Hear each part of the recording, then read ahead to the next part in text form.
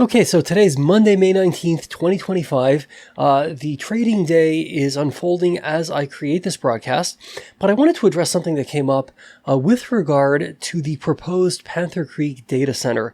This, of course, is a very ambitious plan put forth by Bitfarms, which is the company that now owns both Scrubgrass in western Pennsylvania and Panther Creek here in eastern Pennsylvania. And the fundamental question is, hey, Stephen, you walked with us through the process of hearing about this carbon capture project, which was announced to great fanfare in December of 2023. This was something that was supposed to herald a new era for Stronghold Digital Mining insofar as not just environmental stewardship, but also, being able to really tap into some very lucrative sources of revenue as a result of putting together, right, hey, a carbon capture initiative. There were model carbon capture, machines, so to speak, built, right, which we all saw. There were samples collected. And, at the end of the day, the project just didn't pan out because Puro Earth, right? The entity, the NASDAQ-owned entity that I think, the goal was to have them certify the process. Well, it turns out that the process wasn't able to be certified by Puro Earth. Now, that doesn't mean that carbon capture wasn't actually happening, because it was. That was a scientific fact. And it's not to suggest that there might not have been other ways to monetize that process, because there were and still are. But nevertheless, right, hey, it became one of those situations where it's like, man, we saw all the pretty pictures. We got all excited, right? Hey, we thought, we started, playing with the calculator on our smartphones, figuring out how much money Stronghold would have the potential to make, right? And then we started translating that into the stock price, right? And that game where you're like, okay, well, if the stock's at this price and I own this many shares, how much would that be worth? Wow, how much money, would I potentially make? And, we go through that process only to then find out that, hey, it just didn't happen. So what is to say that the proposed Panther Creek Data Center project, which was recently announced, to great fanfare, with beautiful artistic renditions, and where there too, hey, there's this promise of potentially a lot of money at the end of the data center rainbow. Hey, what's to say that's going to really pan out? And is it appropriate, or even is it logical to even get excited about this when, we've kind of, those of us who have been through this once or twice, right? It's like you start to say, hey, maybe I need to see it actually happen first, right? And those are very, very good points, okay? And I was extremely excited about the carbon capture project. And I believed in it because the science was real. It is real. And because it had the potential to be the ultimate win-win situation. The challenge is, right, that of course with that project, hey, the entity that was slated to potentially certify the process decided that, hey, well, because without reliving history, right, but because these are mine waste energy facilities, we don't like the fact that it's, coal refuse that's being used as the combustion mechanism to create the, et cetera, et cetera, et cetera.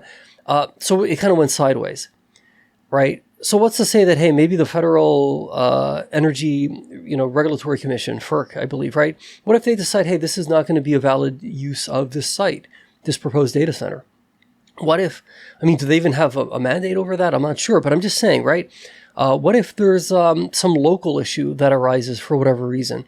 What if local environmental groups, which were constantly hounding Stronghold Digital Mining, despite the fact that the mine waste to energy facilities that Stronghold owned, I believe, were making a material impact in liberating the earth from a highly toxic legacy substance, right? This mine waste. But nevertheless, it attracted a lot of scrutiny from environmental groups which felt, hey, well, we shouldn't be doing that at all. Should just kind of keep it in the ground, bury it, maybe cover it up, put some grass seed over it, whatever it is that they're proposing, right? what's to say that they're not going to try to intervene? They're going to create trouble for Bitfarms, that somehow, any number of different things will arise that will prevent this process from going forward. The reality is that there's risk, right? There's risk in doing nothing, right? If Bitfarms just says, you know what, we've got the Bitcoin capacity that we've got as of right now, there's a material chance that our Argentina operations are going to cease to exist because of a issue with electricity having been cut off to the data center down there. Hey, maybe we're going to, bring those Bitcoin mining machines back up to Canada or the United States. Maybe on the periphery, there's room to accommodate some of these machines, right? But otherwise, hey, we've spent what we're going to spend insofar as Bitcoin mining machines for this cycle, if you want to call it that, right? The risk, of course, is that by doing nothing, absent there being a meaningful bull run in the price of Bitcoin this year, maybe even a little bit of next year, Bitfarms is going to find itself at some point between now and the next halving, having to make some very difficult decisions about how much money needs to be raised through debt, how much needs to be raised perhaps through an at-the-market offering, right? Just diluting the shareholders to raise the capital necessary to buy the newer Bitcoin mining machines, which will give the company the opportunity to be competitive once the next Bitcoin halving occurs. That could be one scenario, right? And that's certainly, I think, a risk.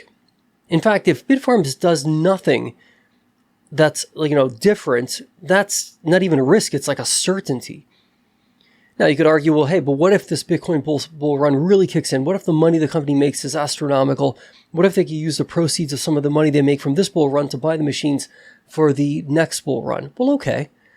I don't know that that's ever really happened quite that way, not just for Bitfarms, but for any publicly traded Bitcoin mining company, right? I think there's always had to been some, at-the-market offering, some debt, some investment, right, to not to repurchase, but to just buy brand new machines. So that's a certainty. Now, by really attempting to launch this initiative with high performance computing, AI, what Bitfarms is attempting to really do is to say, hey, look, we're positioned to meaningfully profit, right, from any bull run in the price of Bitcoin. And that bull run can happen tomorrow, tonight. Excuse me. And we're positioned to really, reap the profits from that. But at some point, Bitcoin does have a tendency to slow down, go to sleep, and go into a hibernation of sorts, right? The past is no predictor of the future. Maybe it's true that we're going to go into some hyperscale bull run, right? Where it's just going to keep making new highs every quarter, and there's no end in sight for the next 5, 10, 15 years. Maybe, right? Maybe. A lot of companies that came public and that were really ramping up their operations in late 2021, of which Stronghold Digital Mining was one, a lot of companies sort of thought, with institutional adoption on the increase, right? Hey, maybe Bitcoin will start making subsequent new highs on a monthly basis, right? Because we're just going to see this flood of capital coming into the digital asset space, specifically Bitcoin. But what if that doesn't happen, right? What if Bitfarms, by taking a bit of a risk here in saying, hey, we want to at least make an effort to diversify our income so that we're not dependent entirely on Bitcoin mining, right? Hey, look at data centers. I mean, they can be a little bit controversial, right? Some people believe they use too much energy. Some people believe they use too much water in some cases. And by the way, the water that's being used oftentimes, it's not like that's it. You're just like wasting the water. I think, I could be wrong. Please correct me if I'm wrong, but these are like closed loop systems, I believe, right? So that you're essentially I don't think you're not just kind of like, quote unquote, wasting water. And besides, I mean, water, look at all the water that's ever existed on planet Earth, as far as I know, has always sort of been here. It's not like more water is coming in from outer space. So, look, I'm a big believer in, protecting and guarding the environment. I don't know that data centers though are the sort of the low hanging fruit that we want to go after, right? I think there's a lot of other things that are far more environmentally damaging than a data center that hosts GPUs or, supercomputers that are helping, hopefully, to make the world a better place. So, yeah, I hear you. It can feel like, wow, we're getting ourselves all hyped up for potentially nothing, right? Potentially, it's going to be, hey, guys, you know what? There's this big boom in HPC AI data centers, but something went wrong. Whatever, the market shifted, the global economy plunged into a recession, a depression, whatever. Now, all of a sudden, companies are putting their CapEx on hold. And we at Bitfarms, right, hey, we're not going to really be able to develop this project the way that we had anticipated. That's a risk as well. From my perspective, okay, and this is just like more of a personal view here, hey, the Stronghold carbon capture initiative was not wrong, right? What happened, when you really think about this, the Bitfarms acquisition was announced in August of 2024. I am convinced that the team at Stronghold would have more than likely been evaluating, right? Let's say there had been no merger and now like Stronghold's this independent company trying to figure out what to do next, right? How do you navigate this? Yeah, on the one hand, you could say, you know what, maybe scrubgrass, because that's where the pilot program was launched. That's where you already had some of these carbon capture devices, right? Hey, what if we just roll it out, find another way to monetize the carbon that's being captured, and that could be the scrubgrass project. And hey, because we're opportunistic, right? Because we're always trying to catch the latest trend and be aware of what's going on in the marketplace, hey, we notice that there is this drive towards HPC AI data centers. So maybe Panther Creek can be the site where, hey, as Stronghold, we're going to experiment with that. We're going to see if we set up a data center exclusive to HPC AI. Maybe do something kind of similar to what TeraWulf did in what they called their, I believe, Wolf's Den, which I think, correct me if I'm wrong, it's like a 2.5 megawatt data center. It's relatively small, but it's like a proof of concept that, hey, look, we could do this, we could power it, we can, hey, this is for real. This isn't like make-believe. This is like the real thing. Come on in, take a look. And now we're going to be building a much bigger data center, next door here. But this is sort of like the model home, so to speak, right? Maybe Stronghold would have done that, right? So I don't see the carbon capture project as having been a failure.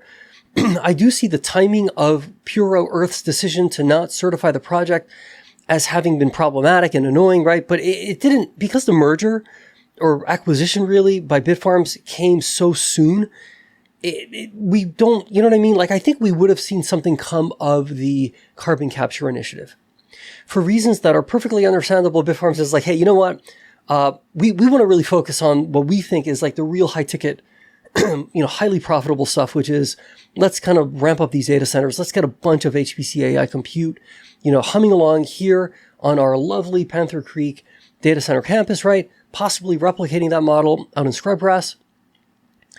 Do I think this has the potential to work? Well, when I look at, for example, TeraWulf, right? I've done a lot of homework into TeraWulf recently, mainly as a means to better understand the potential economics of what Bitfarms can maybe do, right, in this space. I look at TeraWulf and I'm like, hey man, this isn't hypothetical. This isn't like a daydream. This is like happening, right? This is like the real thing. And it's not happening half a world away. It's happening in upstate New York. Yes, it's not PJM. It's the New York Independent System Operator, right? NYISO, Zone A or West, depending on what category you're looking at, right? So yeah, it's a different part of the grid here in the United States, but conceptually, it's not that radically different from what Bitfarms is talking about. And if what I'm reading in the media, which I'm sure you're reading too, right, that there's like literally like billions upon billions, I mean, tens of billions, hundreds of billions of dollars that are going to be pouring into these types of data centers. Well, I mean, man, like Bitfarms would have to really figure out how to F this up in a pretty major way to not somehow be able to land something, right? Okay, maybe it's not going to be like the most prestigious, data center campus with, the most preeminent clientele. Right. Hey, maybe it's, maybe it's a country many of us have never heard of that want to have a data center, that to have some sort of like AI application. I mean, dude, there's so many different ways for this to potentially be monetized. So many different companies that need to get into the space. So many intermediate companies, right? That they themselves will then be the ones who go out and find the individual customers to be right for the economics to work in the data center. So Bitfarms works with like an intermediary. That intermediary then goes out, gets a bunch of smaller customers, and that's how it could potentially work, right? All I know is that if you have an investment in Bitfarms and you're underwater right now, maybe by a lot, okay, there are two prayers that you can be making every day, right? Even if you're not religious, you can be praying that the price of Bitcoin rapidly rise in such a way that the network hash rate doesn't have a chance to catch up, thereby creating a hash price, which will be highly beneficial to Bitfarms and its operations. That's the first prayer. The second prayer can be that Bitfarms and its advisors and its, team are able to execute on Ben's vision for there to be a data center campus at Panther Creek that is amongst one of the finest on planet Earth, able to attract some really, really good quality clientele, and that in so doing, there can be a win-win situation where, hey, the data center generates useful revenue for Bitfarms. The data center provides an environment through which potentially life-saving computational work can take place, and in turn can provide an ecosystem for the companies that Bitfarms works with, right, to actually generate useful revenue themselves. Everybody wins.